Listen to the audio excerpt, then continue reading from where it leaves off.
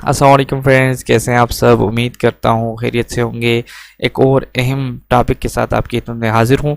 आज की वीडियो का टॉपिक है यूसीएमओ और एरिया इंचार्ज रिपोर्ट में गलतियाँ और उसकी दुरुस्तगी की तरीका।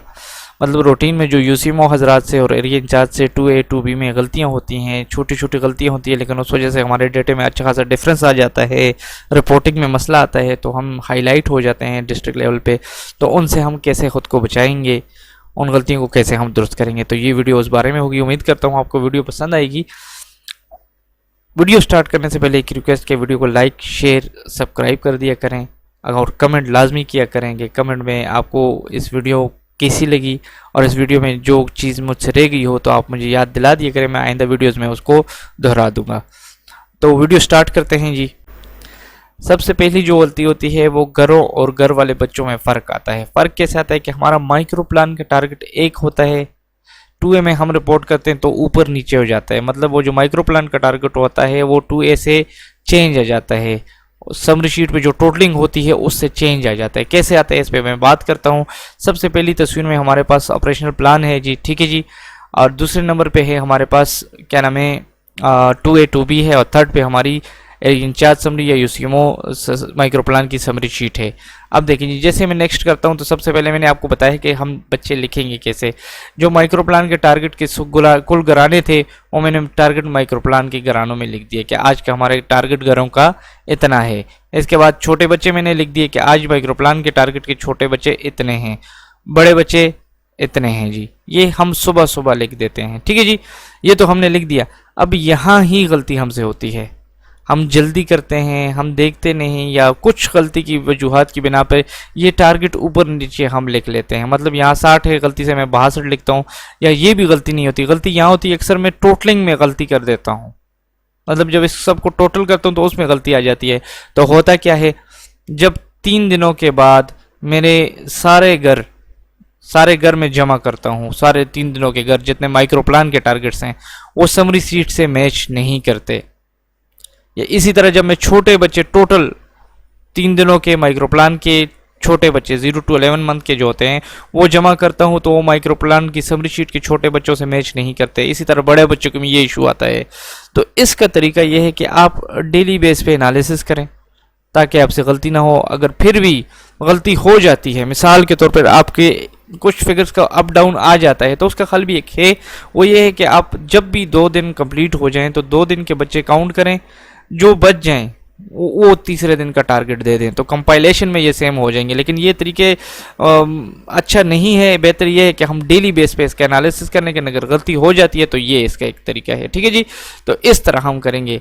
नेक्स्ट स्लाइड पे जाते हैं। हमारी गलती क्या होती है, वैक्सीन के इंदराज में गलतियां होती हैं।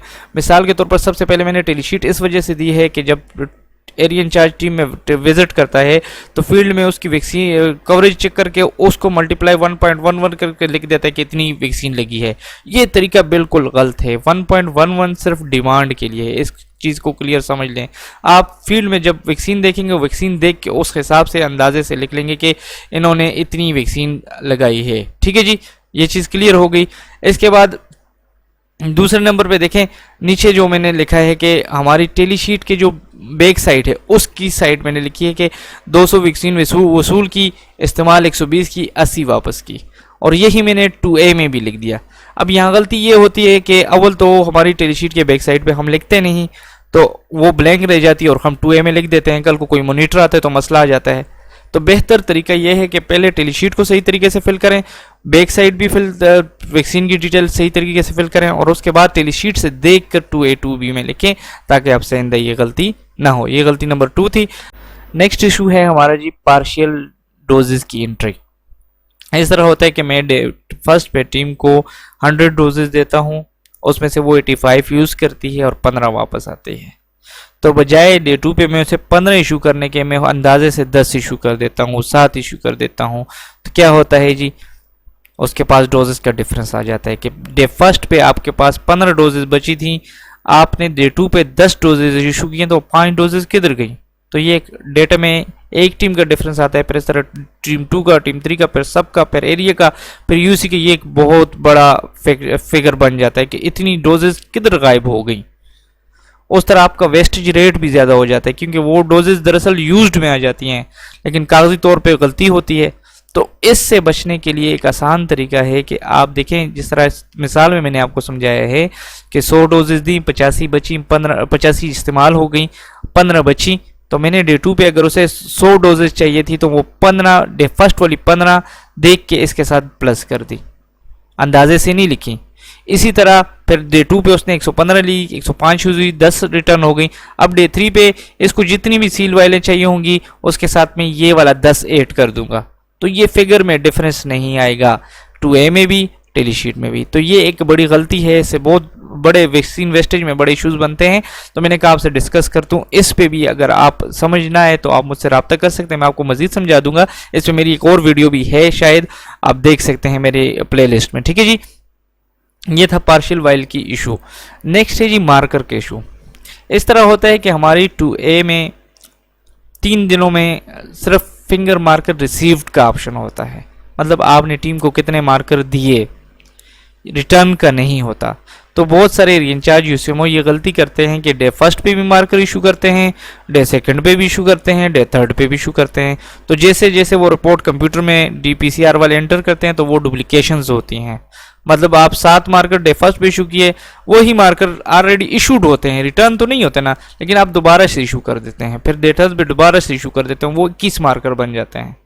तो इससे बचने के लिए आसान तरीका यह है कि आप डे फर्स्ट पे मार्कर इशू करके डे 2 पे भी इशू नहीं करेंगे, डे 3 पे भी इशू नहीं करेंगे, डे 4 पे भी इशू नहीं करेंगे और डे 5 पे इशू नहीं करेंगे, सिर्फ रिटर्न करेंगे। ठीक है जी, तो आपकी मार्कर की कैलकुलेशन ठीक हो जाएगी। हाँ, इस दौरान अगर डे 2 पे मुझे मेरे मार्करों को जो डे 1 पे मैंने रिसीव किए थे कोई मसला है, मैंने डे 2 पे और रिसीव किए, तो मैं फिर लिखूंगा, फिर 2A में मैं लिखूंगा, टेलीशीट में मैं लिखूंगा कि डे 2 पे मैंने और मार्कर टीम को दिए, लेकिन इसके बाद फिर डे 5 पे मैं दोनों मार्कर जो डे फर्स्ट डे सेकंड पे इशू किए थे दोनों को जमा करके सिर्फ वही रिटर्न में शो करूंगा। तो ये मार्कर की ये गलती हमसे होती है, डुप्लीकेशंस होती हैं, उसकी वजह से ये इशू आता है कि मार्कर आपने 50 लेके गए होते हैं और शो हो जाते हैं 150।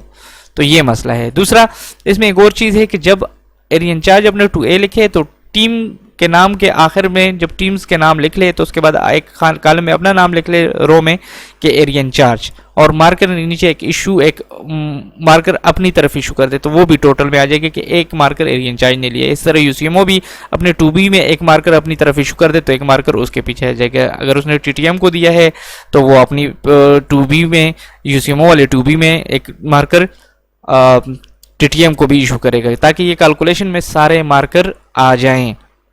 ठीक है, उम्मीद करता हूं इसमें कोई किस्म की टेंशन नहीं होगी। फिर भी किसी की कोई कंफ्यूजन हो तो आप मुझसे पूछ सकते हैं। नेक्स्ट पे जाते हैं जी, विटामिन कैप्सूल के इंदराज में गलतियां। इसमें यह होता है कि कैप्सूल हम लाते हैं 5000, जब डे 5 के बाद हम कैलकुलेशन करते हैं हमने यूज़ किए होते हैं 5500, 5600, 5300, मतलब इतने लाए नहीं थे जितने इस्तेमाल हो गए। गलती क्या होती है कि हमारे जो 2A 2B में है इसमें सिर्फ यूज्ड हैं, बैलेंस वाला ऑप्शन नहीं है, रिटर्न वाला ऑप्शन नहीं है, रिसीविंग वाला ऑप्शन नहीं है, तो ये गलतियां होती हैं। तो इसका आसान तरीका मैं आपको बताऊं, पहले 2A के बैक साइड पे लिख लेंगे मैंने रेड इतने रिसीव किए हैं, ब्लू इतने रिसीव किए हैं। ठीक है जी, इसके बाद देखें नीचे फार्मूला मैंने आपको दिया है, उसके बाद जो टोटल आपने लिखे इसमें से डे 1 के लिख के जो यूज हुए हैं वो माइनस कर दें तो आपके पास बैलेंस आ जाएगा। मतलब डे 1 में टोटल में से डे 1 के यूज माइनस करेंगे तो आपके पास बैलेंस आ जाएगा, तो वो बैलेंस डे 2 के स्टार्ट में होगा। फिर जब डे 2 कंप्लीट हो जाएगा तो आप डे 1 के बैलेंस जो बचा था उसमें से डे 2 का यूज निकाल लेंगे जो डे 2 पे इस्तेमाल हुए, तो आपके पास डे 3 के लिए बैलेंस बच जाएगा। इसी तरह डे 3 के लिए जब आप डे 3 कंप्लीट हो जाएगा तो आप डे 2 का जो बैलेंस बचा था, जो पिछले दिन जो बैलेंस बचा था उसमें से डे 3 का यूज निकाल लेंगे तो आपके पास बैलेंस आ जाएगा। यहाँ आपको साथ साथ पता चलेगा कि कैप्सूल ख़त्म हो गए हैं, कैप्सूल हैं या नहीं है, डिमांड करूं या रिपोर्ट में लिखने हैं कि नहीं लिखने, टीम से पूछूं कि नहीं पूछूं, तो ये चीज़ें आप कैलकुलेशन करेंगे तो आपको पता चलेगा। हमारी गलती यही होती है, हम इसकी कैलकुलेशन नहीं करते तो इतने लाए नहीं होते जितने हम शो कर देते हैं कि इतनी कंजम्पशन हो गई, तो इसकी कैलकुलेशन भी हम करेंगे ताकि इस गलती से हम बचें। नेक्स्ट स्लाइड पे जाते हैं, MMP बच्चों के इंदराज में गलतियाँ। इसमें हमसे ये गलती होती है कि MMP का जब टेलीशीट में लास्ट में एक टोटलिंग के बाद एक सेल होता है जिसमें पूछा गया होता है कि वैक्सीन पिलाए गए मुतहर्रिक बच्चे आबादी के बच्चों की तादाद, पिलाए गए, इसमें ये गलती होती है। देखें HRMP था पहले, अब MMP हो गया, माइग्रेंट एंड मोबाइल पॉपुलेशन हो गया। तो उसमें ये होता है कि हम बजाय, देखें ये वाले बच्चे जमा करके हमने लिखने होते हैं यहाँ, जिनको हमने वैक्सीन पिलाई होती है उन्हें हम लिखते हैं, ना कि हम टोटल लिखते हैं घर के बच्चे।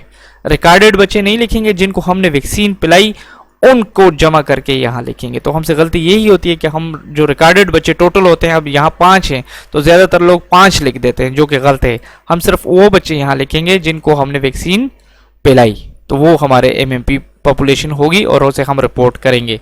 नेक्स्ट स्लाइड पे जाते हैं, केचप के टारगेट में गलतियाँ। तो केचप के टारगेट में यही गलती होती है कि एज वाइज का डिफरेंस आ जाता है। DPCR वाले जब रिपोर्ट एंटर करते हैं 3 दिन की, तो चौथे दिन इनके पास ऑटोमेटिकली रिपोर्ट आ जाती है कि इनके NA छोटे इतने हैं, बड़े इतने हैं, केचप के लिए इनके रिफ्यूज़ल छोटे इतने हैं, बड़े इतने हैं। हालांकि इधर आपके पास कोई और फिगर होता है, तो बेहतर तरीका ये है कि डेली बेस पे आप छोटे NA, रिकॉर्डेड NA में से छोटे NA माइनस कर लें जो कवर हुए हैं, और जो बच गए 2A के बैक साइड पे लिख लेंगे आज छोटे इतने NA बचे हैं, बड़े इतने बचे हैं, छोटे रिफ्यूज़ल इतने बचे हैं कवर करने के बाद, और बड़े रिफ्यूज़ल इतने बचे हैं। इस तरह 3 दिनों के कर लें और आखिर में तीनों को जमा कर लें, तो आपके पास रिकॉर्डिंग उसमें मसला नहीं आएगा जो रिपोर्टिंग और रिकॉर्डिंग में है। यहाँ यही मसला होता है कि उधर कोई और बच्चे रिकॉर्डिंग में आते हैं कि आपने उधर आपके पास 10 छोटे बच्चे हैं और इधर आपके पास 15 बन रहे होते हैं या कम बन रहे होते हैं। तो बेहतर तरीका है कि इसे डेली बेस पे जो रिकॉर्डेड बच्चे हैं उनमें से कवर बच्चे निकाल के उम्र के हिसाब से, एज के लिहाज से बैक साइड पे लिख ले। आखिर में केचप के दिन से 1 दिन पहले सबको जमा करके अपना टारगेट केचप के लिए बना ले। तो ये केचप की उसकी गलती थी। लास्ट और आखिरी गलती हमसे ये होती है PMC वाले खाने में अगर हम पढ़ें तो इसमें लिखा होता है कि number of persistent miss children after ketchup day 2। तो हम क्या करते हैं, डे 4 पे, केचप के डे 1 पे भी हम इसको रिपोर्ट कर देते हैं कि आज हमारे पास इतने PMCs हैं। तो ये तरीका गलत है। आप PMCs रिपोर्ट करेंगे डे 5 पे, क्योंकि डे 4 और डे 5 के PMC जब आप डे 4 पे भी रिपोर्ट करेंगे, डे 5 पे भी, तो ये जमा हो जाएंगे या डुप्लीकेट हो जाएंगे। दोनों दिनों के जमा होंगे तो आपके PMC ज़्यादा शो होंगे। तो जिस तरह उन्होंने लिखा हुआ है 2A 2B में कि आप डे 2 के बाद PMC रिपोर्ट करेंगे, तो आपने डे 4 पे PMC रिपोर्ट नहीं करने, डे 5 पे रिपोर्ट करने हैं। उम्मीद करता हूँ आपको वीडियो पसंद आई होगी। फिर भी किसी किस्म का कोई सवाल हो, कोई कन्फ्यूजन हो, तो आप मुझसे पर्सनल में पूछ सकते हैं। इसके अलावा कमेंट दिया करें कि नेक्स्ट टॉपिक किस टॉपिक पे वीडियो बनाऊं। दुआओं में याद रखें। अल्लाह हाफिज़।